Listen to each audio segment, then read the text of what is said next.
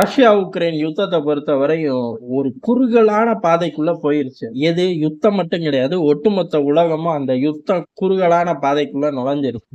அதனால விஷயத்தோட வீரியம் எப்படி வேணாலும் வெடிக்கும் அப்படிங்கிறதா. ஆனா அதுல வெடிக்கிறது உறுதி. அதுல நான் இருக்க மாட்டேன், நான் தப்பிச்சுக்குவேன் அப்படின்னு சொல்லி எல்லா நாடுகளும் தனித்தனியா திட்டங்கள் போடுறார்கள். இதுல பெரும் பாதிப்பை அடைஞ்ச நாடுகள் யாரு அப்படின்னா, பெருசா வாய் பேசின ஆட்கள் தான், ஐரோப்பால உள்ள ஆட்கள் தான். அவர்கள் தான் முதல்ல ஒதுங்குறார்கள். இந்த ஒதுங்குற லிஸ்ட்டை கொஞ்சம் 2 நிமிஷம் கழிச்சு பார்ப்போம். முதல்ல அன்னை அமெரிக்கா என்ன பண்றாரு அப்படின்னா, அன்னை அமெரிக்கா பாவம் அன்னை ஜெலன்ஸ்கி கிட்டயே திட்டு வாங்கிட்டார். ஏன் அப்படின்னா, ரஷ்யாவை பார்த்து பயப்படுறாங்க, ஆயுதம் குடுக்க மாட்டேங்கிறாங்க, ரஷ்யாவை கண்டிக்க கூட பயப்படுறார்கள் அப்படின்னு சொல்லி ஐரோப்பாவை திட்டின 24 மணி நேரத்துல அன்னை அமெரிக்காவையும் ஜெலன்ஸ்கி திட்டி விட்டாரு. இந்த அளவுக்கு நிலைமை மோசமா போகும், வளர்த்த கெடா மார்புல பாயுது அப்படிங்கிற மாதிரி இதை எடுத்துக்கலாம். இல்ல இவனுங்களே விலகிறக்காக ஸ்கிரிப்ட் எழுதி கூட கொடுத்துருக்கலாம். ரெண்டுக்கும் வாய்ப்புகள் அதிகம் அப்படிங்கிறதான். ஏதோ ஒண்ணு ஆயுதங்கள் தரலைங்கிற அதே பாட்டு தான். ஆனா வீரியமா ரஷ்யாவுக்கு பயந்து ஆயுதங்கள் தரலை அப்படின்னு கொண்டு போய் நிறுத்தியிருக்கார்கள். நாளைக்கு ஆக்ரோஷமா தாக்கக்கூடிய ரஷ்யா உக்ரைனை மட்டுமே தாக்கணும், உக்ரைன் எல்லைகளை தாண்டி அமெரிக்காவை நோக்கி வந்துடக்கூடாது அப்படிங்கறக்கான ஒரு செட்டப்பா கூட இருக்கலாம். அன்னை அமெரிக்காவே இப்படி ஒரு செட்டப்பை வடிவமைச்சு விலகி போறாரு அப்படின்னா ஐரோப்பா நாடுகளை கேட்கவே வேணாம். அதுதான் நடந்துகிட்டு இருக்கு. ஏறக்குறைய இந்த யுத்தத்துக்கு ஆதரவு கொடுத்த எல்லா நாடுகளும் ஒவ்வொன்னா விலக ஆரம்பிக்கிறார்கள். இதுல பிரிட்டன் முதல் பிள்ளையார் சொல்லி. பிரிட்டன் உளவுத்துறை எப்படி ரிட்டையர்ட் ஆகி போச்சோ அதே மாதிரி என்டையர் பிரிட்டனும் கிளம்பி போயிடுறப்பா இந்த யுத்தத்துல இருந்து அப்படின்னு சொல்லி ஆயுதங்கள் தர விவகாரத்துல இருந்து விலகுறார்கள். அதே மாதிரி நெதர்லாந்து விலகுது, ஜெர்மனி விலகுது. ஏற்கனவே இவனுங்கெல்லாம் ஒன்றும் பெருசா தரலையே, அப்புறம் இவனுங்க விலகுறனால என்ன நஷ்டமாக போகுது அப்படின்னா, பெருசா தரலைன்னாலும் ஏதோ தந்துகிட்டு இருந்தார்கள். 100 தேவை அப்படின்னா 1 தரேன், அதையுமே 1 வாரம் கழிச்சு தரேன் அப்படிங்கிற மாதிரி ஏதோ ஒரு எண்ணிக்கையில உள்ளுக்குள்ள வந்துகிட்டே இருந்துச்சு. இப்ப இவர்கள் பூரா 0 அப்படின்னு ஒரு எண்ணிக்கையை நோக்கி போகும்போது அமெரிக்காவால தாங்க முடியாது. அமெரிக்கா என்னைக்குமே எல்லா நாடுகளும் கொஞ்சம் கொஞ்சம் தரணும். அந்த கொஞ்சம் கொஞ்சம் அந்த நாடுகள் தரது மூலியமா அமெரிக்காவுக்கு என்ன லாபம்னா, அந்த கொஞ்சம் கொஞ்சம் வித்ததே அமெரிக்காவா தான் இருக்கும். அந்த ப்ராஃபிட்ல கொஞ்சூண்டு எடுத்து வச்சாலே போதும்.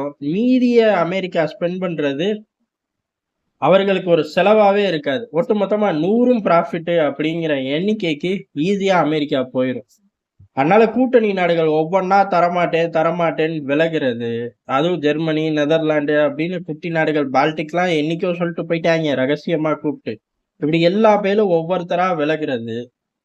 அமெரிக்காவுக்கு கூடுதல் சிக்கல். இதெல்லாம் தெரிஞ்சனாலயோ இல்ல அமெரிக்கா விலகினால இது நடக்குதோ, இந்த யுத்த காலத்தை விட்டு வெளில போறாங்க. அப்ப உக்ரைன் யுத்தம் முடிஞ்சிருமா அப்படின்னு கேட்டா அப்படி எடுத்துக்க முடியாது. ஏன் அப்படின்னா குறுகலான பாதைக்குள்ள உக்ரைனை ரஷ்யாவை நிக்க வச்சுட்டு எல்லா பயிலும் வெளியேறி கிளம்ப பாக்குறாங்க. இன்னும் சொல்லப்போனா ரஷ்யாவும் வெளியேறிடுச்சு. உக்ரைன் மட்டும் அங்கேயே இருக்கக்கூடிய ஒரு சூழ்நிலை தான் நிலவுது.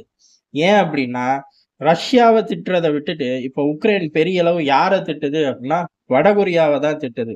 ரஷ்யாவை எதிர்க்கிறது களத்துல எதிர்க்கிறத விட்டுட்டு ரஷ்யாவுக்கு எதிராக திட்டங்கள் போட்டு ஆப்பிரிக்கால ஒரு யூனிட்டை உட்கார வச்சு காய்களை யார் நகர்த்துறாரு அப்படின்னா அமெரிக்கா நகர்த்துது. ஆனா அந்த உட்கார்ந்துருக்க யூனிட்ல பெரும்பாலான ஆட்கள் யாரு அப்படின்னா உக்ரைனோட உளவுத்துறை ஆட்கள். இப்ப ரஷ்யாவுக்கு எதிராக ஒரு அடியாள் கிடைச்சான், அவனை வச்சு 3 வருஷம் ரஷ்யாவுக்கு இடைஞ்சல் கொடுத்தாச்சு. இப்ப அதே அடியாளை தூக்கிட்டு போய் ரஷ்யா வேற ஆப்பிரிக்கா பகுதியில வளர்ந்துகிட்டு இருக்கு, அங்க இந்த அடியாட்களை இறக்கி விட்டா அப்படிங்கிற விஷயத்த தான் ஆப்பிரிக்கால ரஷ்யாவோட வேக்னர் யூனிட் தாக்கப்பட்டுச்சு, உயிரிழப்பு வரையும் கொண்டு போச்சு. இதே அடியாளை தூக்கிட்டு போய் நம்மளோட அடுத்த எதிரி அணு ஆயுதம் வச்சிருக்க எதிரியோட மோத விட்டோம்னா அப்படின்னு சொல்லி தயாராயிட்டார்கள். இப்போதைக்கு உக்ரைனோட எல்லா கூட்டமும், குறிப்பா உக்ரைனோட உளவுத்துறை கூட்டம், உளவுத்துறை தளபதி எல்லாரும் எங்க போக்கஸ் பண்றார்கள் அப்படின்னா வடகொரியாவை நோக்கிதான். வடகொரியாவுக்கு இவனுங்களுக்கு என்ன சம்பந்தம் அப்படின்னா ரஷ்யா பயன்படுத்தக்கூடிய பெரும் ஆயுதங்கள்ல வடகொரியா கணிசமான சதவீதம் கொடுத்து உதவுது அப்படிங்கிறதுதான். ரஷ்யாவுக்கே உதற அளவு மேனுஃபேக்சரிங் பலம் இருக்கா அப்படின்னு கேட்டா பலம்லாம் இருக்கு. ரஷ்யாவுக்கு உதவுது உதவலைங்கிறத தாண்டி அவர்களோட மேனுஃபேக்சரிங் யூனிட் ஒரு கணிசமான சதவீதம் இருக்கும். ஆனா அந்த கணிசமான சதவீதம் மொத்தமும் இங்கதான் வந்து இறங்குதா அப்படின்னு கேட்டா அதுக்கு வாய்ப்புகள் கொஞ்சம் குறைவு தான். பிளாக் மார்க்கெட்ல எல்லா நாடுகளும், அதாவது ஆயுத கருப்பு சந்தைகள்ல எல்லா நாடுகளும் ஆதிக்கம் செலுத்துது. அதுல குறிப்பிட்ட சதவீதம் ஆதிக்கம் செலுத்தக்கூடிய ஒரு நாடு அப்படின்னா வடகொரியாவ எடுத்துக்கலாம். அதனால அவர்களுக்கு இங்க பெரிய அளவு குடுக்கறதுலலாம் எந்த ஒரு பிரச்சனையும் இருக்காது. ஆனா அது இவர்களுக்கு உக்ரைனுக்கு பெரிய தலைவலியா வந்து நிக்குதான்னு கேட்டா, அது நம்புற மாரி இல்ல. வடகொரியாவ வம்பிழுக்கணும். வடகொரியாவ அடிக்க ஒரு அடியாள் வேணும். வடகொரியா திருப்பி அணு ஆயுதத்த வீசுனா, அத வாங்கிக்கிறக்கும் ஒரு அடியாள் வேணும் அப்படின்னு இந்த பாராமீட்டர பூரா போட்டு பார்த்தா, உக்ரைன் ஒரு சிறந்த நிலப்பரப்பு அப்படிங்கிறது அமெரிக்கா கண்ல தெரிஞ்சு போச்சு. உக்ரைன விடுறதாகவே இல்ல. அடுத்தடுத்த இடங்களுக்கு உக்ரைன மாத்திட்டார்கள். உக்ரைன் யுத்தத்துல இருந்த ஆட்கள்லாம் தெரிச்சு ஓட ஆரம்பிச்சுட்டார்கள். யுத்தம் நின்றும். உக்ரைன் யுத்தம் நின்றும். உக்ரைன் வேற எங்கேயாச்சும் பயங்கரமா சிக்கிக்கும் அப்படிங்கிற ஒரு தோற்றம் இருக்கு. ஆனா அதுதான் எங்களுக்கு வேணும். ஏன் அப்படின்னா, இந்த காலகட்டம் அப்படிங்கிறது எங்களோட அக்கவுண்ட். குறிப்பா ஜெலன்ஸ்கியோட ஆட்களோட அவர்களோட பர்சனல் அக்கவுண்ட் பூரா எங்கெங்கேயோ ஒளிஞ்சிருக்கும். அது பூரா அப்படியே ஓவர்ஃப்ளோ ஆயி தான் நிக்கும்.